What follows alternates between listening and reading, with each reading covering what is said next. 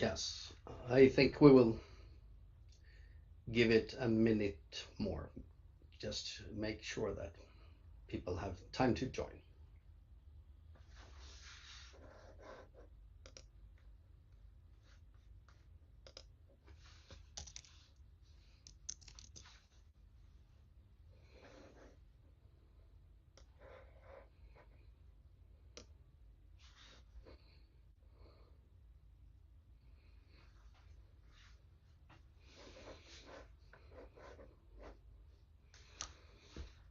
All right.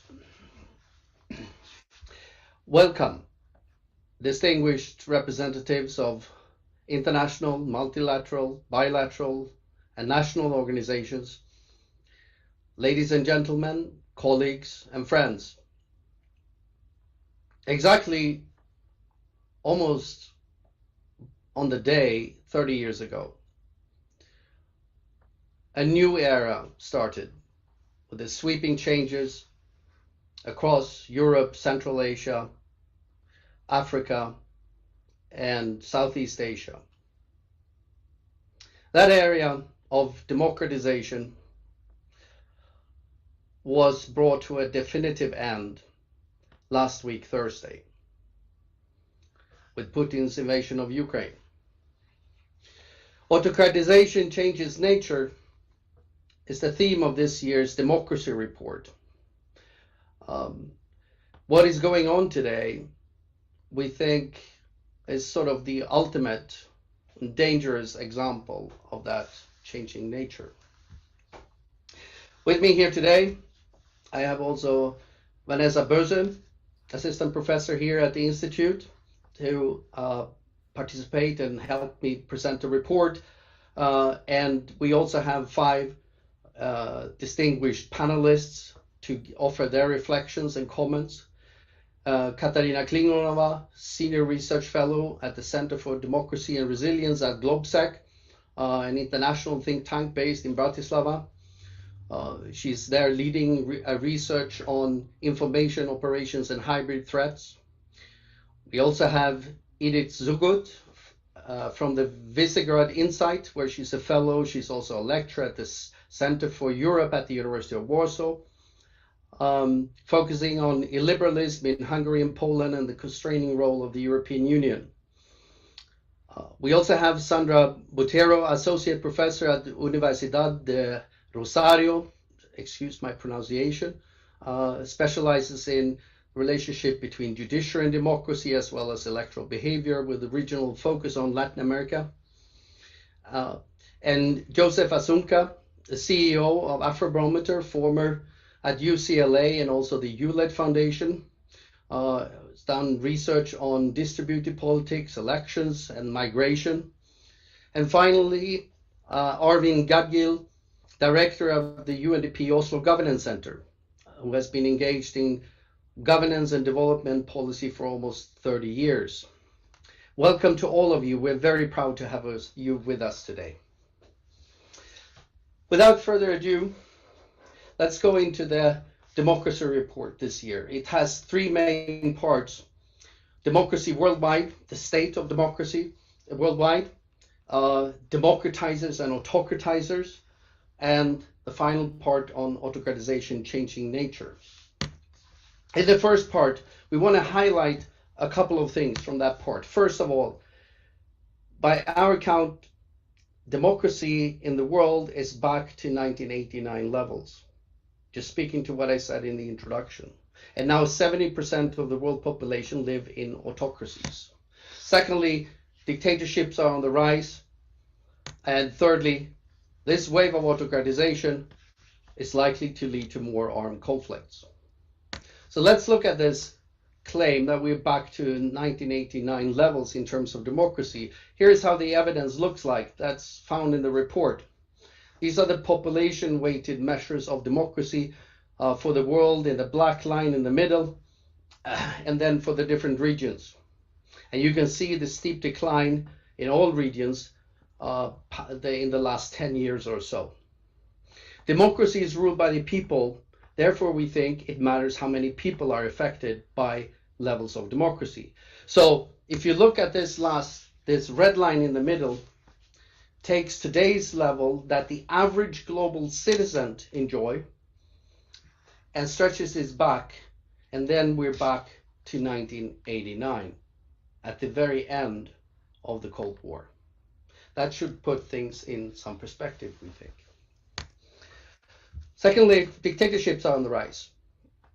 Let's look at the evidence for this. So we take the same underlying data, use the regimes of the world measure that distinguishes then countries into different types of regimes.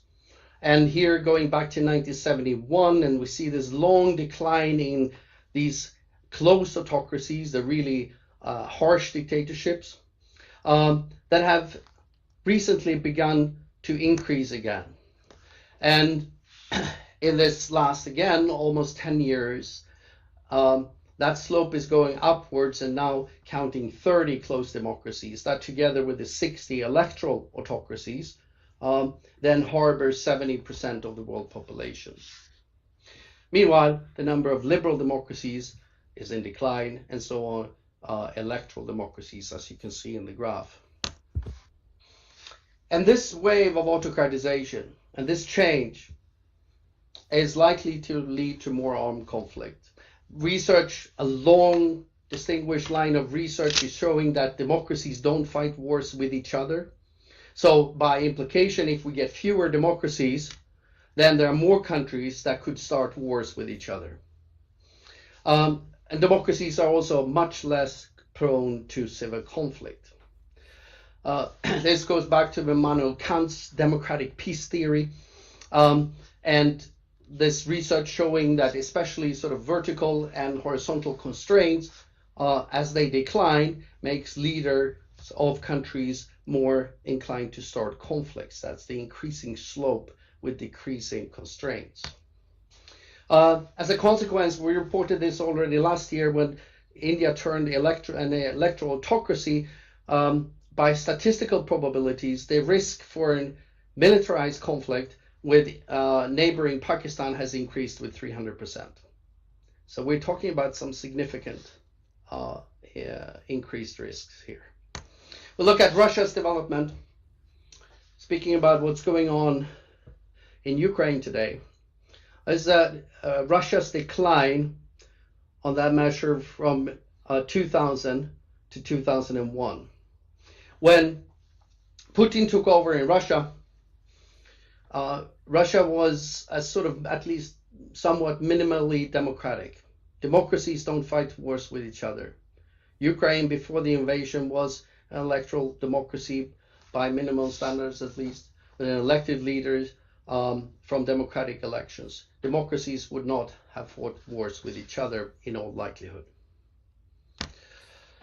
This is also in a policy brief that we produced at the Institute last year. It's available online from the website with all the evidence. So that's the first point of the report. We're back to 98 levels. Dictatorships are on the rise, and this is likely to lead to more armed conflicts, as I think we are seeing right now today. The second part, we look at the democratizers and autocratizers, the countries that are in change right now. Just going to highlight a few things. We have a record number of countries now autocratizing, also a record share of the world population in those countries. We'll look at the major autocratizers that are threatening freedoms, including, and in particular perhaps, the freedom of the media and expression. And there's also a focus on the EU and its eastern flank, where we now see an increasing number of countries autocratizing. Let's look at the evidence here. First, here is a graph showing the number of countries either improving on democracy or declining. From 1971 again, and you see this at the height of the third wave of democratization, 72 countries at the same time were democratizing. And then that fell down very rapidly and is down to 15. Meanwhile, in this period of that we call the third wave of autocratization, increasing number of countries are autocratizing now, numbering 33. And that wave started with Putin's derailment of democracy in Russia. In this graph, that's the very first country moving up. And when these countries autocratize, look at what's happening. This is a graph showing different components of democracy. In 2011, looking back at the last 10 years, all of them were improving in many more countries than they were declining. And then 10 years later, today, this is how it looks like. All the components getting worse in many more countries than are getting better. And worst of all, you have freedom of expression and the deliberative aspect that also captures polarization to some extent that Vanessa will talk about in a minute. So that's the second part. Let's look at the major autocratizers. The top 10 in the last 10 years are these countries. Notably, all of them were democracies 10 years ago. And 7 out of 10 are now either electoral or close autocracies. Red markings. Among them, India, with its risk of increased conflict with Pakistan, Turkey, of course, and Turkey has already been engaged in our conflict, of course, in Syria. EU and the eastern flank. 6 out of the 27 members of the European Union are now autocratizing. EU is facing its own wave. Hungary and Poland has been there for a long time. They're among the top worst autocratizers. But we now in the last 3 years also see Slovenia join that top list for the last 3 years. And in addition to that, Croatia, Czech Republic, and Greece have significant and substantial declines on the liberal democracy index. And then you have the neighbors, Belarus, Serbia, Turkey, that are also major autocratizers. This is a worrying trend. So the second part highlights are the record of countries autocratizing and the major autocratizers, including now also some of the EU and its eastern flank. Let me hand over to Vanessa. Thank you. Yes, as Staffan highlighted before, this democracy report really outlines several signs and highlights several signs that autocratization is changing in nature. And there are 3 areas where we particularly sort of see that changing nature. And the first is that last year, for the first time in a very, very long time, we saw a year full of coups. We had 5 military and 1 self-coup in the last year, so that's a sharp break. Then next is a wave of polarization, and this wave is affecting countries across the globe. And I'll talk a little bit about why we should care about that and why that is worrisome in a second. And last but not least, we have evidence that intentional government misinformation is multiplying, and this is also affecting all countries across the globe. So let's take a closer look. The year of coups. So last year, as I said, 5 military and 1 self-coup, and that has been labeled the epidemic of 6 coups in 2021. And that is a sharp break from the average of 1.2 coups per year since 2000. And so that to us is suggesting that rash actions are becoming more common in a less democratic world. Autocrats are becoming bolder. Now let's look at the second point, the wave of polarization. Basically, polarization, or what we've seen, is that polarization escalates towards toxic levels in 40 countries, and that also contributes to the changing nature of autocratization. Let's take a closer look at that.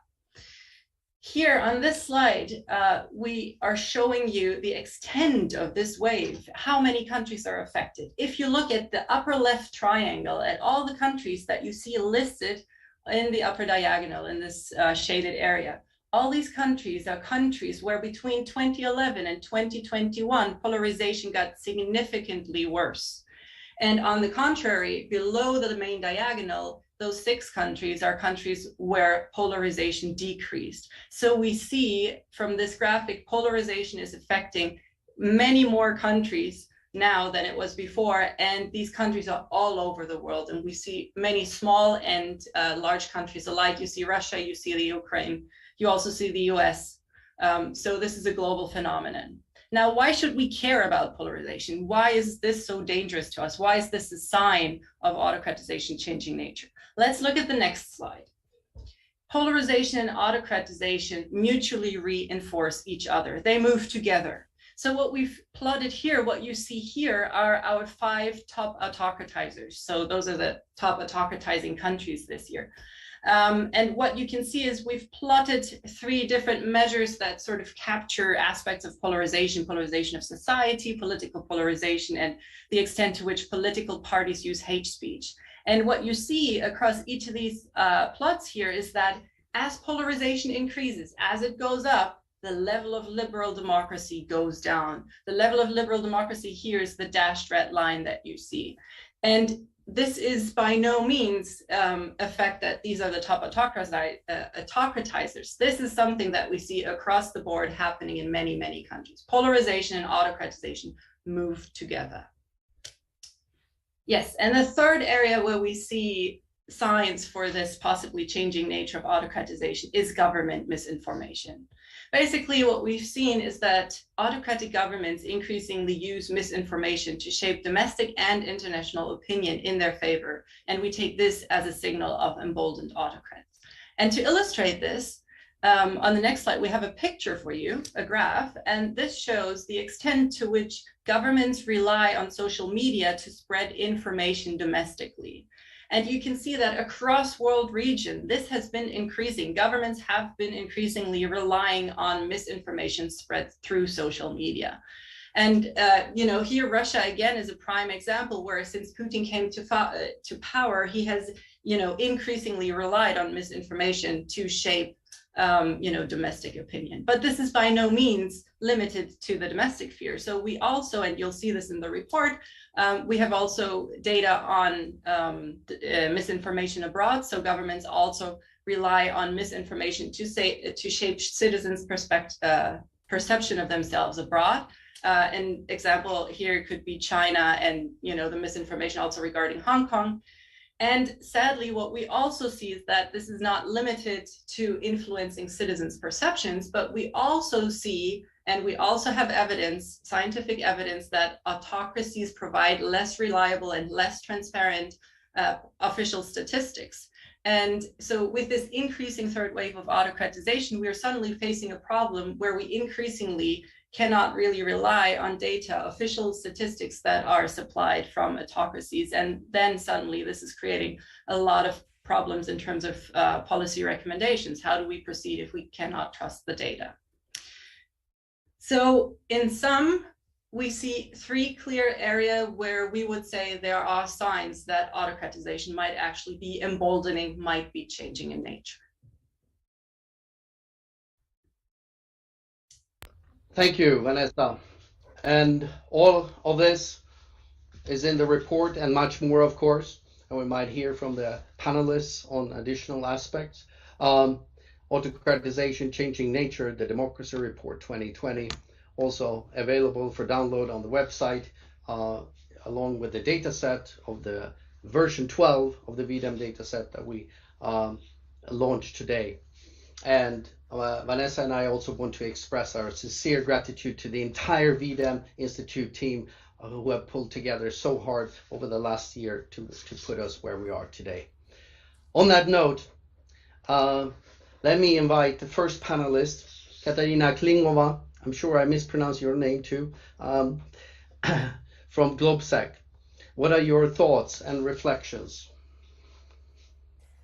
Good afternoon. Thank you very much for producing such a fascinating, timely, but extremely worrying, report.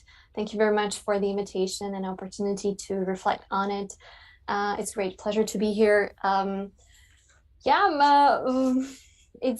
Your findings are extremely worrying, but at the same time, they're really not surprising. We ourselves have been monitoring disinformation since 2015 in the region of Central and Eastern Europe. And a lot of things that you pointed out very clearly, and especially when you do that 10-year comparison, is not that surprising, but it's utterly worrying that you have 20% of European countries, meaning countries that are members of the European Union, that are undergoing autocratization, which is unbelievable. I would say that the number is a bit higher. I think that sometimes countries, including my country, Slovakia, look sometimes very nice on a paper, but the polarization's level of disinformation and things that can really change from one day to another depending on the type of crisis can be actually worse than some policies on a paper. I very much appreciate the fact that you're looking at the toxic polarization, which you pointed out is in 40 countries. And indeed, it is a vicious circle that is out there. And I really appreciate the fact that you're looking at the multiplying disinformation. However, I would not call it misinformation. I would call it disinformation, because what we see from our research, for example, GlobeSec Vulnerability Index, which has used V-Dem data, it's that there's increasing number of domestic political actors, political parties, public representatives, that they themselves are actively using conspiracy theories, disinformation, to to lead smear campaigns against their opponents, to capture the attention of people who believe in various conspiracy theories. And from our pollings, we know that from country to country, you have a huge segment of society that actually believe in conspiracy theories. We did a polling where we really polled various mother of all conspiracy theories in 2020, and we found out that 56% of Slovaks on average believe various conspiracy theories. Bulgarians were closely behind Slovaks. So it is utterly worrying because there are intensive smear campaigns being waged against media, journalists, CSOs, and this is something that needs to be broken. This vicious circle needs to be broken. But just to keep my remarks short, for me, it was surprising that we see a decline in various policies in Austria. This is something that we ourselves will have to look up to, because when we do a lot of comparisons, Austria is for many Central and Eastern European countries this like a benchmark for democratic society. And if it's declining, then we need to be aware of that. Some of the findings, on Hungary, Poland, were not so much surprising, but when I look at the polarization of society and compare Czech Republic to Slovakia, I think Slovakia is much more toxic, much more polarized. So I was surprised that it was not the other one, the other way around, that Slovakia was not mentioned in particular paragraphs, but it was Czech Republic mentioned in those particular paragraphs. And one fascinating thing for us even to look up to is, the decline, the drastic decline in liberal democracy in Slovenia. Everybody has been for the past several years paying attention to what is happening in Warsaw and in Budapest, but we need to be paying attention, very close attention, to what is happening in Ljubljana and how they're eventually interconnected, and how many Trojan horse do we have in Europe, especially in the times when we might face escalations of war between European Union, NATO, and Russia. But of course, nobody wants to have that kind of situation. But we need to take into consideration that our alliances, our unified foreign policy can be sometimes underestimated by our own allies, people that are in European Union or NATO. So I'll end here. Thank you very much for producing a fantastic report, and I'm looking forward to the debate. And thank you for your comments and reflections. And let me just say, I couldn't agree with you more on the misinformation or disinformation part. I've said frequently last year, democracy dies with the lies. There is no vertical accountability, and horizontal accountability can build on a heap of lies. So thank you very much. And let me then ask Edith Zegut for your reflections and comments. Thank you, Stefan. I'm also very happy to be here.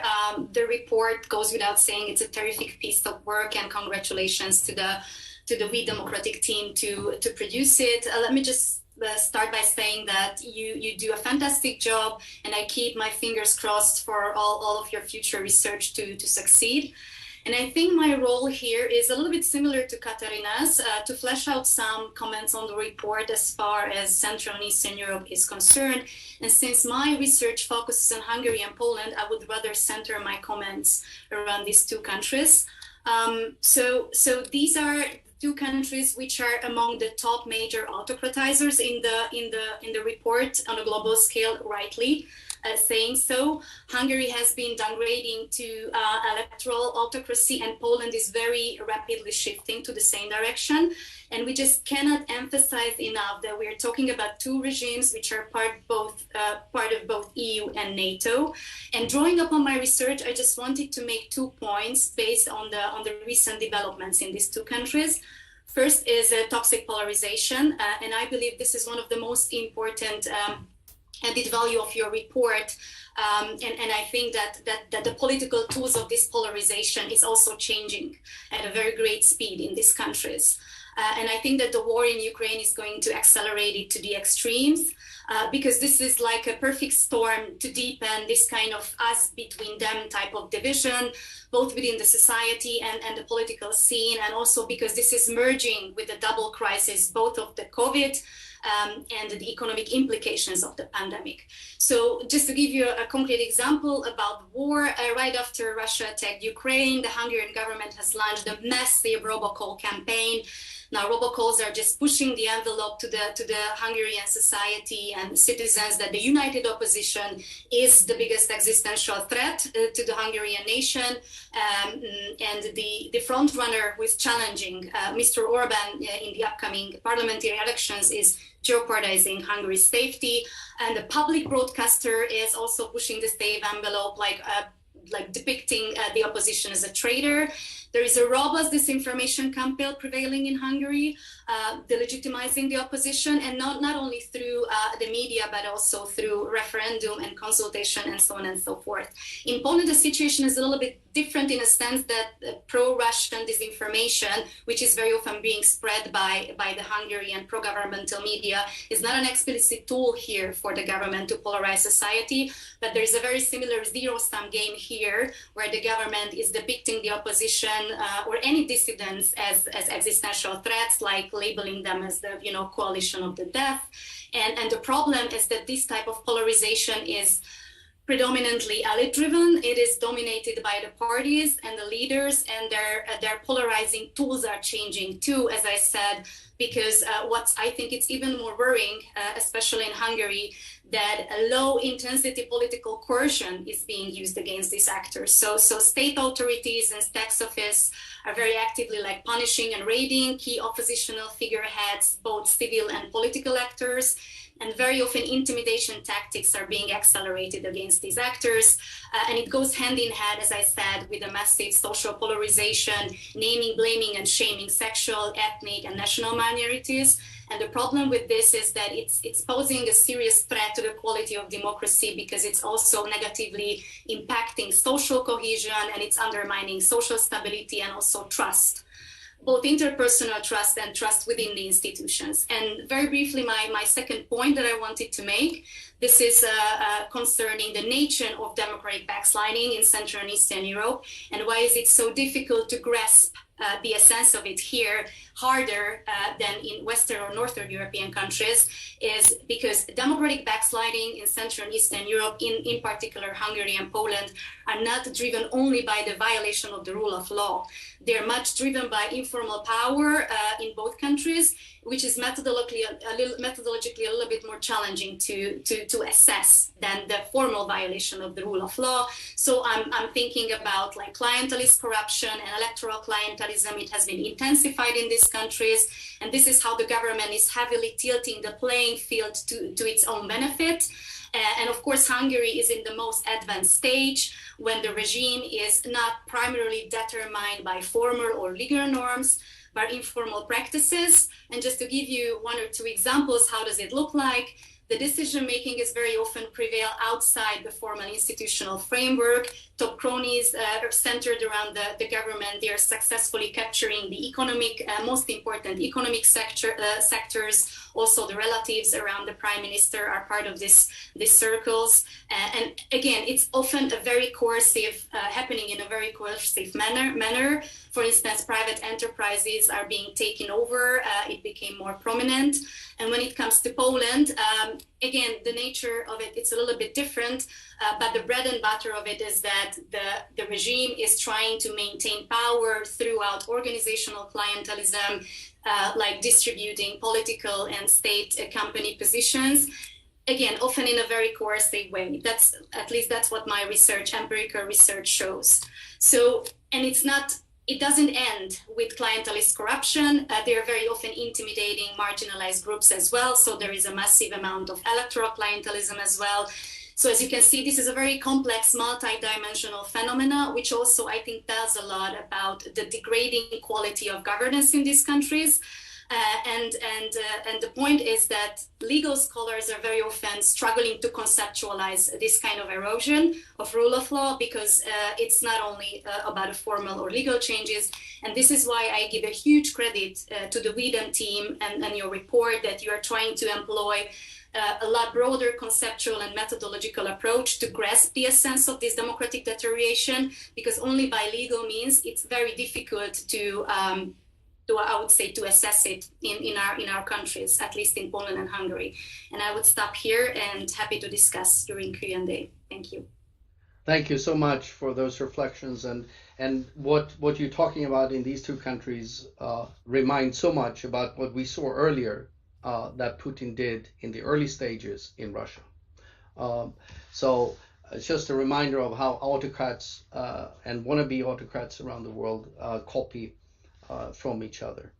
Now, let's move over to Latin America. And Sandra, very nice to have you here today and offer your reflections in light of the report. Thank you for the invitation, Stefan, and thank you to everyone who is listening to us today and to the whole V-Dem team. I want to highlight 2 points in the report with regards to Latin America specifically. And I want to invite us all to think about what the worldwide trends that the report identifies might mean for the region. So this report in particular with regards to Latin America includes a bittersweet distinction. Latin America is today one of the most democratic regions of the world. This is not because democracy has grown in Latin America, but because it hasn't receded as strongly as it has elsewhere, because it's actually back to 1990 levels.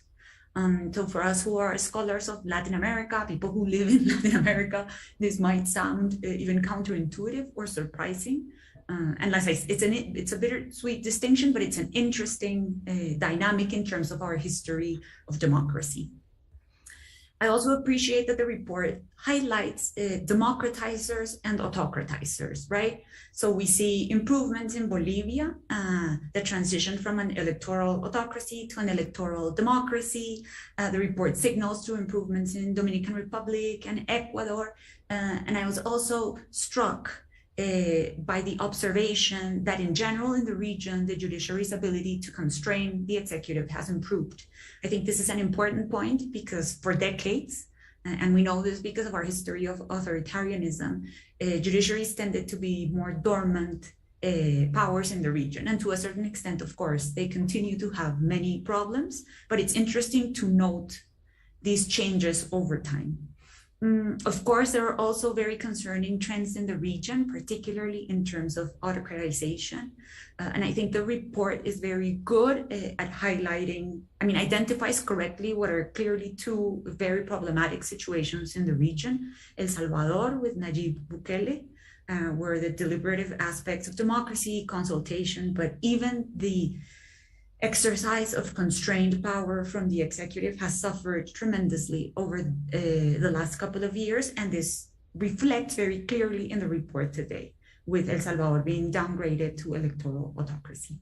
And also in Brazil, where we have seen over the last couple of years also a populist and anti-pluralist leader effectively erode many elements of democracy. What I would like to close with is to encourage us all about what the bigger trends that Stefan and Vanessa talked about at the beginning of their presentation will mean for Latin America in the coming years. This is a big election year in Latin America. So Costa Rica, Brazil, Colombia are getting ready for major presidential elections, and several other countries are also preparing for big elections in the next year.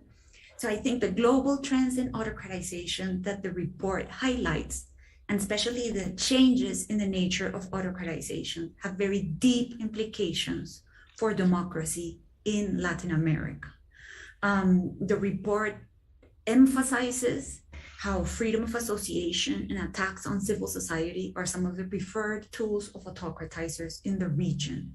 And I can think here very clearly of the examples of Nicaragua, El Salvador, and even Venezuela, which is already, of course, in the autocratic camp, but where these practices are still observed.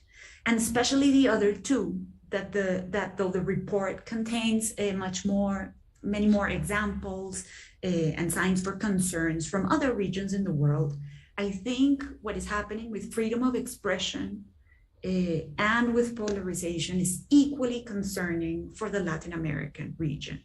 So, for example, particularly with regards to the media, places again like El Salvador, Nicaragua, really most of Central America, are places where we should be very attentive to these developments. And even in countries that are in the more gray or blue area of the V-Dem classification, like Mexico and Colombia, in particular, where journalists are being strongly attacked. And finally, in this electoral year for many countries and the next one, polarization is, I think, something that also begins to gain traction and more relevance in Latin America.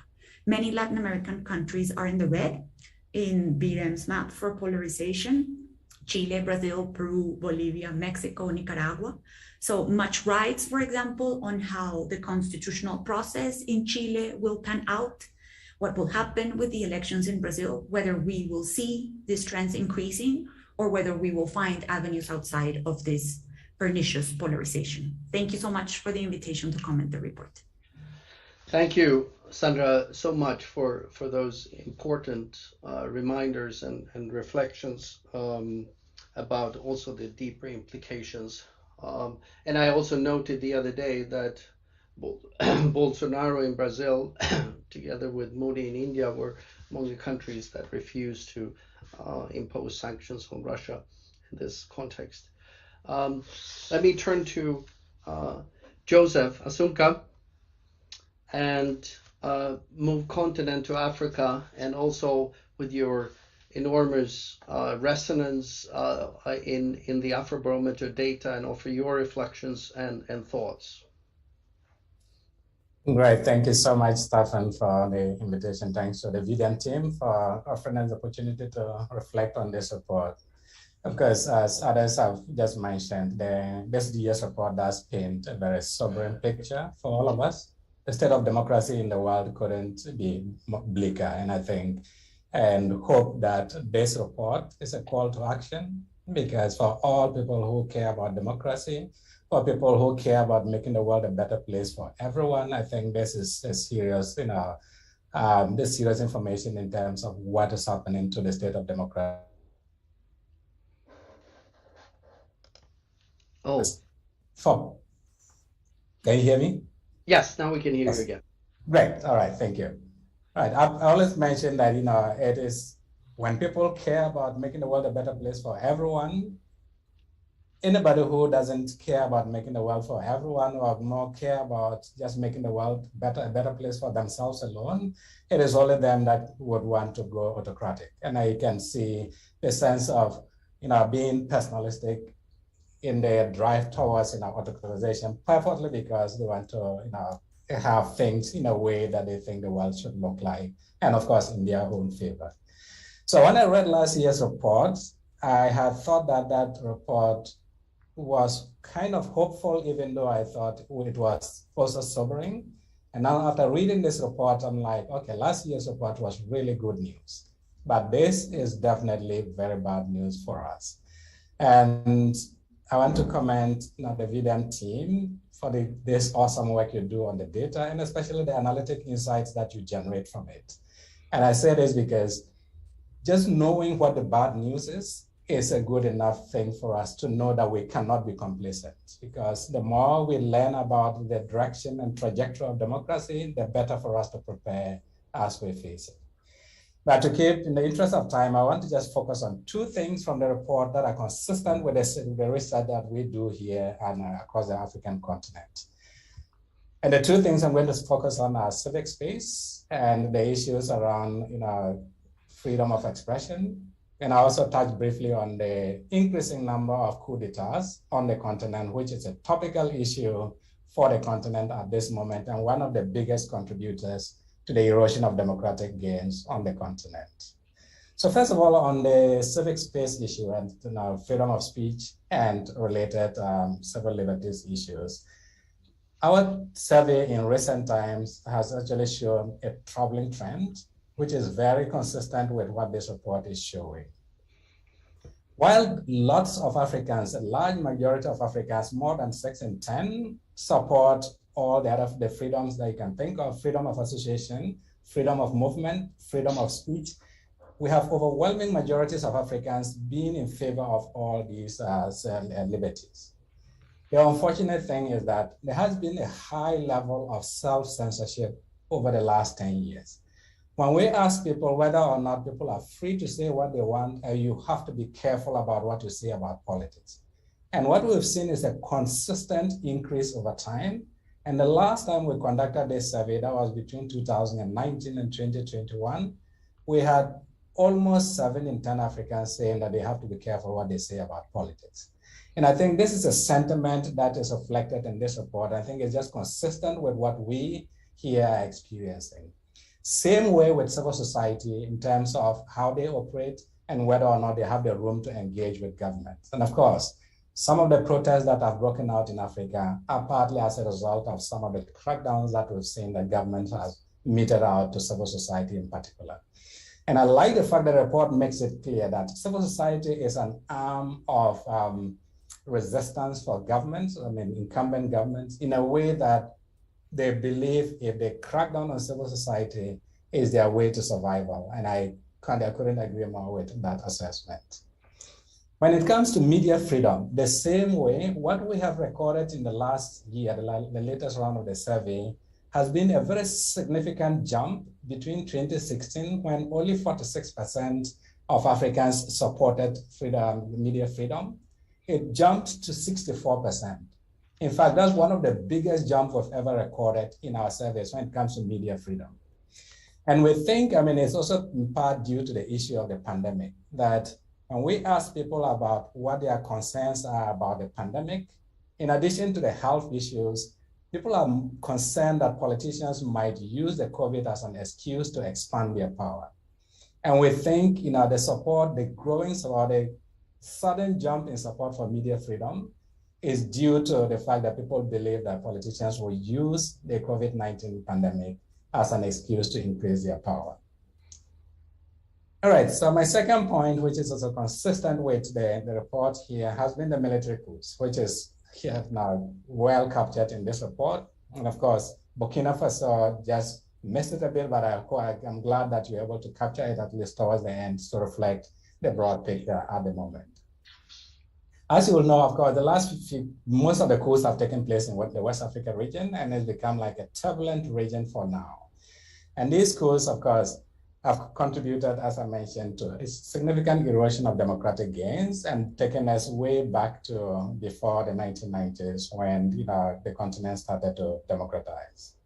So one may argue that maybe it is the savvy coup leaders who have mobilized citizens, and especially for some of these coups, we see people come out to the streets to celebrate, to welcome military into power. Does that mean that they like military rule? Do they welcome the coup makers? Yes, it could be one example. One point that the report makes is maybe the coup leaders are savvy enough to mobilize people onto the streets in support of their intervention to give them a sense of legitimacy, or at least signal to the public today, the broader world, that there's some sense of legitimacy about the military intervention. But what our surveys have shown is that story is not always straightforward. And sometimes it's completely different than a savvy military rulers actually mobilizing people.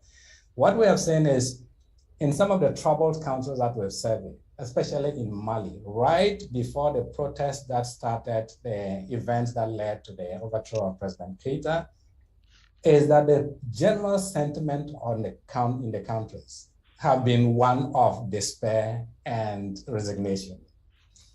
And I say this because when we asked Malians just at the beginning of 2020, we had lots of Malians stating that they think that the country is going in the wrong direction. They did not trust the president. In fact, it was the lowest level ever that we've ever recorded. And in addition to not trusting the president, there was a lot of trust in the military. And so it felt like Mali was just spinning out of control in the eyes of people. And so having an intervention that would break what I may call a train wreck felt like a relief. And anybody who is relieved from a near-death event may feel the motivation to want to celebrate whatever may have stopped it, even if it's an evil thing, because it seemed like a necessary evil. And so we need to make a distinction between a coup and why people celebrate those coups and a military regime. If you look across our surveys, Africans generally reject military regime. And all the other autocratic forms of government, they reject them. And democracy, support for democracy is always consistently through the roof. And so in some sense, people keep asking me, does that mean that there's something like a good coup? I don't have a direct answer for that, but I think that whenever we talk about coups and what they mean for democratic development, we need to understand where the country has been and then why the people are doing so. So thank you for that, and I look forward to the discussion. Thank you so much, Joe, for those important reflections on the dynamics here, also with the sentiments in Africa. Let us move on then, Arvin, from the perspective where you sit, right in the middle of the international community. What are your thoughts and reflections? And perhaps, if you want to, I've seen in the Q&A, there are also questions about what the international community is doing, can be doing, cannot do. What are the lessons learned in face of these trends? So please, Arvin, your thoughts. All that in 5 minutes. Well, first of all, Stefan and Vanessa, I just want to thank you and your 3,000-piece team for another, fascinating, tantalizing, and of course, depressing report. For us, these kinds of reports are extraordinarily important for many reasons, and perhaps I'll explain that a little bit, because as the United Nations Development Programme and as Oslo Governance Center, we have sort of a dual mandate. We are supposed to provide thought leadership and knowledge and insight on the key governance issues around the world and help the UN leadership navigate them. And we are supposed to provide some sort of strategic guidance to our country level operations, where we deal in specific governance related programming in more than 130 countries. Now, doing that in this environment is challenging, as you can all imagine. But I think it is important to convey that this type of research, this type of collaborative work that V-Dem represents, is extraordinarily important for us, because it actually makes our work easier. We can test our hypotheses. We can try to understand the strategic picture better, and we, of course, we don't necessarily adopt every conclusion in the report automatically, but we use it as a basis for conversation, which I think is, much enriched by your contribution. So I just wanted to say that this is actually a practically important tool for us, and we use it. Then I'll also just say that the global established norms on effective, accountable, and inclusive governance has not changed, right? So regardless of the practice of these norms, we do have established norms, and we will still, as a UN system, continue to work against against that order, right? That against those norms that are established, and make sure that we do whatever we can to make those visions that are agreed upon in the international system reality. So I just want to underline that the international community, through its organizations and collective organizations, have established norms. They do not change because of the practice of those norms changing. Now, for us being active in so many countries, this does, however, we have to relate to reality. And for me, I mean, I think it's fascinating to listen to all these presentations today from Katarina, Edith, and Sandra, and Joseph, who all touch upon these different ways of correcting or fixing the problem, to put it simply. And for me, it perhaps boils down to this quite simple but still very complex formula that we need to be able to use at least 3 tools in our toolbox. Which I call the glue, the hammer, and the leveler tool. And the glue tool, which both Edith and Katarina talked about a lot, which is the question of the social contract, the trust between the vertical trust between institutions and citizens, and how to strengthen that, is a critical question that we need to answer much better than we're doing today. And very often we start, those conversations with the thesis that we need to build trust, right? That trust can be built. That's, the essential part of this glue that has to be there for inclusive and accountable governance. But trust cannot be built. Trust can only be earned.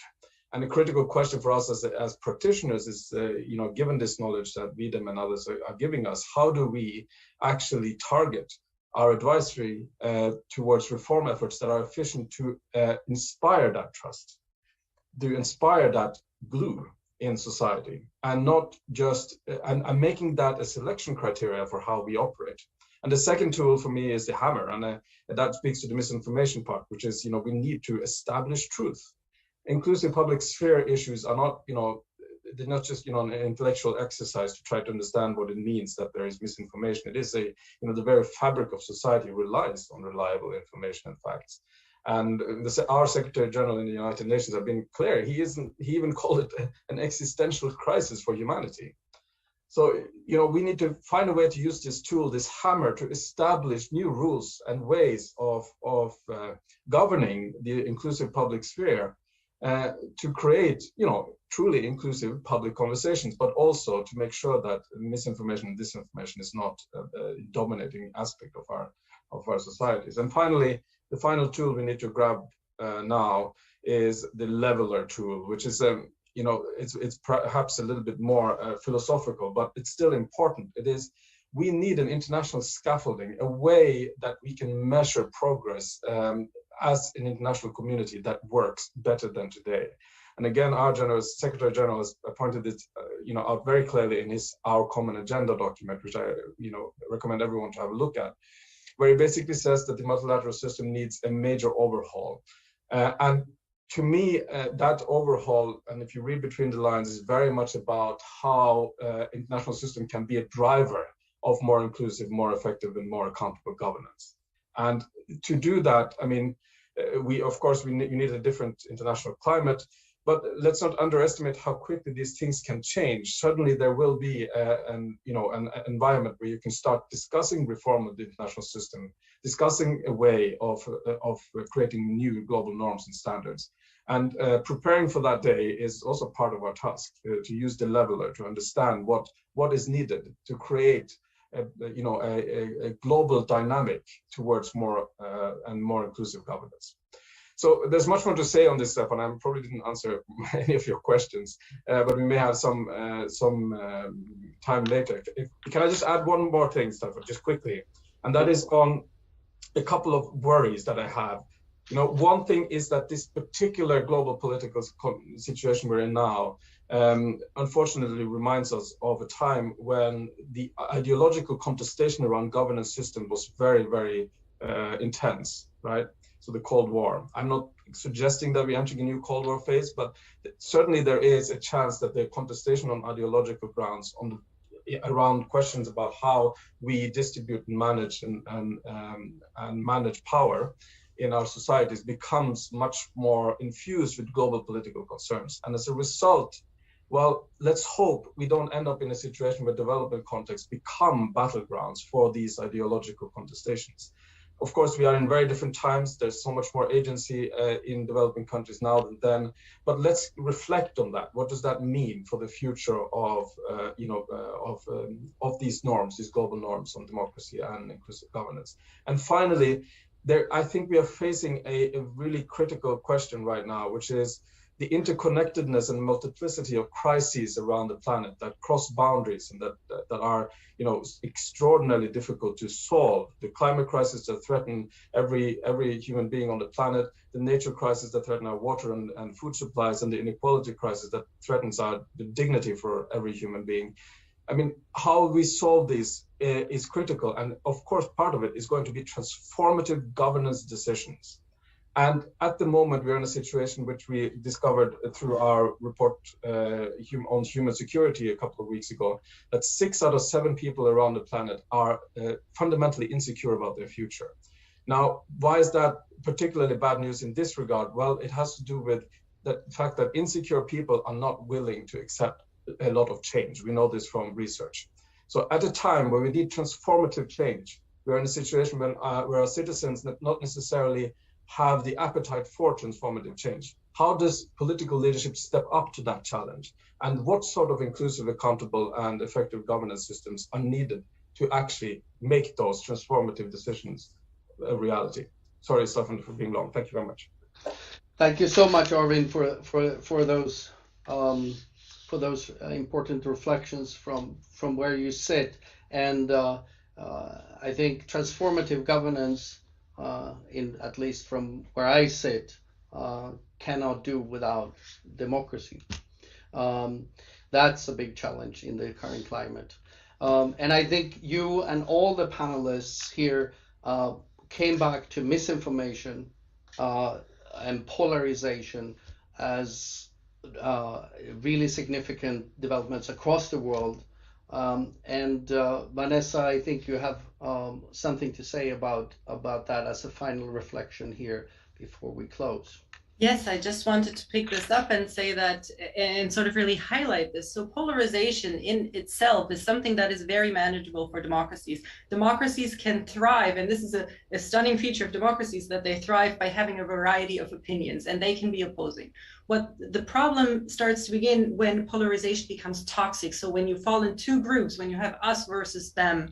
And in 2020, actually, the V-Dem Institute, my colleagues published a resource guide called the Resource Guide of How to Fight Illiberal Challenges to Democracy. So if you're interested, take a look. And my colleagues have outlined how it's critical to engage, to counter polarization. So the antidote, so to speak, is to find moderates and engage with others who are still able to engage with you. Try to find common ground, keep up communication.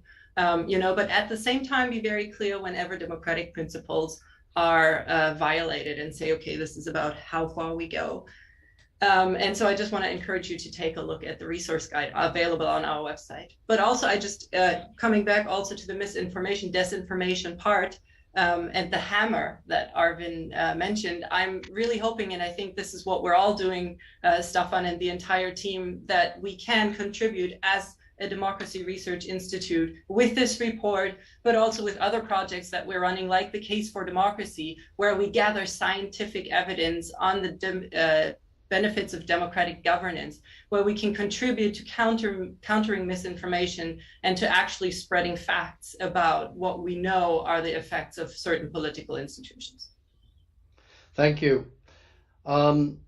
I apologize to everyone who has posted questions in the Q&A, and we haven't been able to bring them up here. And I would just like to thank all the panelists for your important reflections that, in my mind, even buttress the sense we had when we were writing the report, and hence the title, that autocrats and wannabe autocrats are becoming bolder and taking more decisive action. And in the most extreme form, after 20 years of derailing all aspects of what was once a bit democratic, at least in Russia. Putin went to war. I think that's a worrying prospect for the future. And maybe we should have removed the question mark about whether autocratization is changing its nature in hindsight. But this is where we are, and this is the report we have put out.